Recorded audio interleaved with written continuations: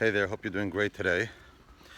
Today I want to do a little bit of a tribute to the late Judge Deere, who died from COVID yesterday, and from COVID-19.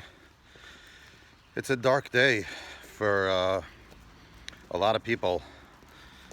Just to tell you a little about him, he was a class act.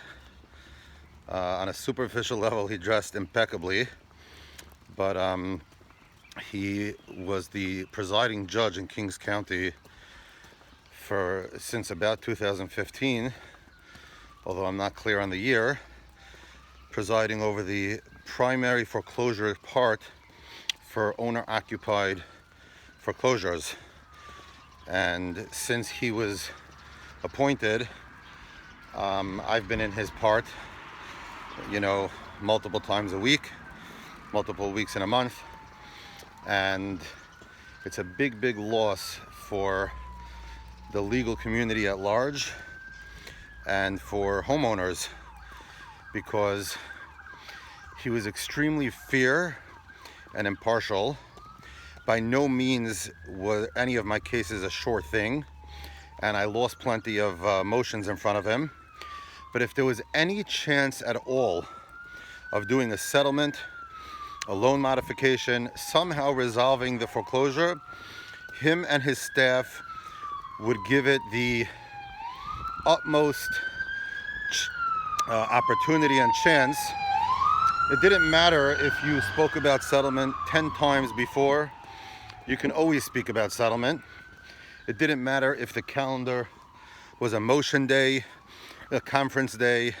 None of that mattered. The only thing mattered was, what is your long-term plan, and do you have a method, a plausible way of getting out of it? And if you did, he would sit there, or his clerks would sit there, and then he would get involved if he was needed. He was always ready to come, but he sat in the background. And if a case would be at an impasse, then he would come in and help and massage the matter. And a couple of anecdotes that I want to share with you. One particular anecdote where the client had a severely disabled child, and they actually redid the whole house so that it could be appropriate for him. And he gave me the names of a couple of wealthy people, charitable people, and he said, go to these individuals because they're the type who will help your client raise funds to settle the matter. On another occasion, he sat there with the bank's representative, and he taught them the word mitzvah, a good deed, what that word means, to do a good deed. And on occasion, when he would feel strongly about the particular matter, he would tell the bank representative, you remember I taught you the meaning of the word mitzvah? Well, now is the time to do a mitzvah. And even if the numbers were way off, inevitably the bank rep would get on the phone and work his magic and try to come to some kind of mutual resolution. In another instance, there was a valuation of the property that was well above our settlement offer. But he looked at the property evaluation and he said, oh, I know that block. That makes no sense at all.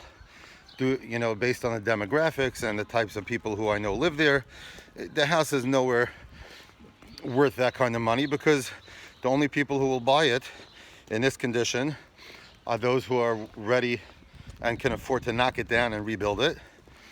But the people on that block are not moving in there. So, and bottom line, he effectuated a settlement. And from what I'm told, these kinds of anecdotes have repeated themselves hundreds or thousands of times. And like I said, he was fair, and he was not one-sided at all, but he gave the homeowners the fairest shot that they could ever possibly get.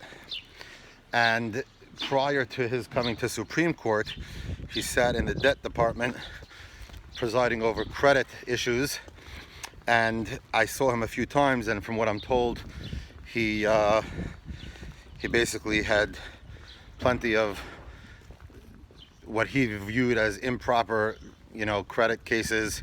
In other words, if the lenders could not support their claims with written documentation, he threw many out.